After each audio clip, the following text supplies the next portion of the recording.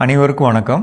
இன்றைய பதிவில் நான் சொல்லக்கூடிய ஒரு முக்கியமான விஷயம் என்னென்னா, நம்மளுடைய தாய்வான் நாட்டிற்கு சென்ற அனுபவத்தில் நம்மளுடைய விவசாயிகள் எதை கையில் எடுக்கலாம் அப்படின்னு சொன்னால், கடலோரத்தில் இருக்கக்கூடிய உப்பு படிந்த அல்லது உப்பால் பாதிக்கப்பட்ட இடங்களில் விவசாயம் செய்ய முடியாத இடங்களில் தயவு செய்து இருக்கக்கூடிய சூழ்நிலையை பயன்படுத்தி மாடு வளர்ப்பு, கோழி வளர்ப்பு, வான்கோழி வளர்ப்பு, முக்கியமாக பன்றி வளர்ப்பு, இந்த காரியங்களை நம்ம செயல்படுத்த முடியும். அதை தான் நான் கண்ணில் பார்த்துட்டு வந்தேங்க. இப்போ உதாரணத்துக்கு நம்ம பார்த்த ஒரு முக்கியமான விஷயம் என்னென்னா, கடலோரங்களில் அங்கே இருக்கக்கூடிய நிலம் விவசாயத்திற்கு பயன்படாது அப்படிங்கிற மாதிரி இடத்துல பெரிய குட்டைகள், அகழிகள் தோண்டி அதில் வாத்துக்கள் வளர்க்கிறது, கூஸ் வாத்து வளர்க்கிறது, இந்த தொழில்நுட்பத்தை வச்சுருக்காங்க. இரண்டாவது, 42,000 எண்ணிக்கையில் வளர்க்குற அளவுக்கு பன்றி வளர்ப்பை மேற்கொள்கிறாங்க.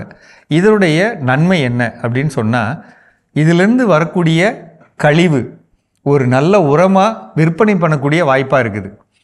ரெண்டாவது, அதிலிருந்து பல்வேறு விதமான உபப்பொருள்கள் தயாரிக்கிறது. உதாரணத்துக்கு இயற்கை உரங்கள், இன்னும் கொஞ்சம் பொருள்களை சேர்த்து, உதாரணத்துக்கு நீங்கள் வச்சுருக்கக்கூடிய பொருளில் தழைச்சத்தும் மணிச்சத்து மட்டும் இருக்குன்னா, இன்னும் மணிச்சத்தும் சாம்பல் சத்தும் இணைந்த பொருளை சேர்த்து அதை ஒரு முறையான இடுபொருளாக தயார் பண்ணி வெளியில் விற்கிறாங்க. மூணாவது, அந்த நிலையம் ஃபுல்லாக முடிந்த அளவுக்கு சூரிய ஒளி தகடுகள் பொருத்தி அதிலேருந்து மின்சாரம் உற்பத்தி பண்ணுறாங்க. அப்போ மின்சார உற்பத்தி, மரபுசார எரிசக்தி உற்பத்தி, அடுத்து நமக்கு கறி கிடைக்கக்கூடிய ஒரு அமைப்பு. இந்த மாதிரி ஒரு காரியத்தை முடிஞ்ச அளவுக்கு நம்மளுடைய எங்கே நம்மளால் ஒரு விவசாயத்தை கையில் எடுக்க முடியலையோ அந்த மாதிரி இடங்களில் இந்த காரியத்தை நம்மளால் செய்ய முடியும்.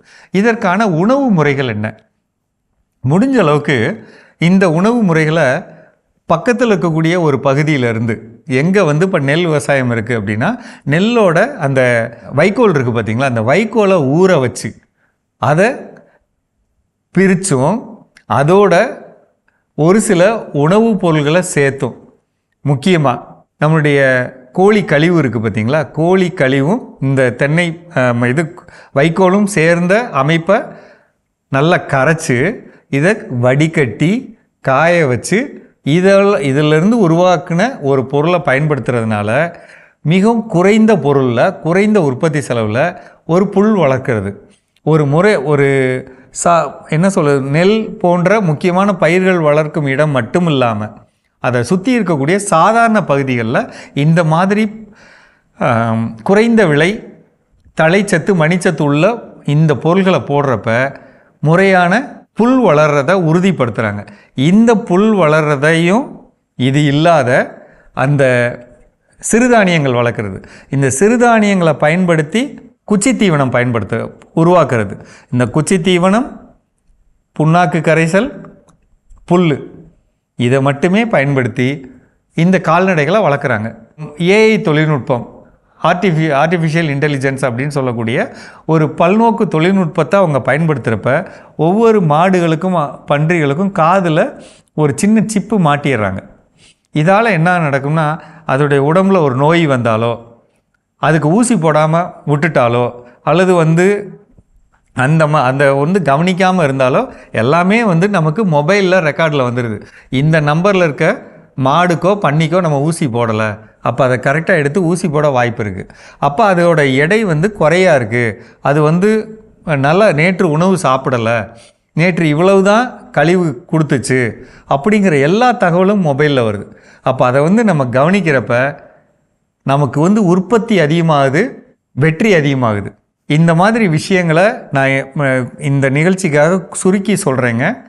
வேணுங்கிறவங்க கீழே நம்பரில் கேளுங்க, விளக்கமாக சொல்கிறேன். மீண்டும் சந்திப்போம்.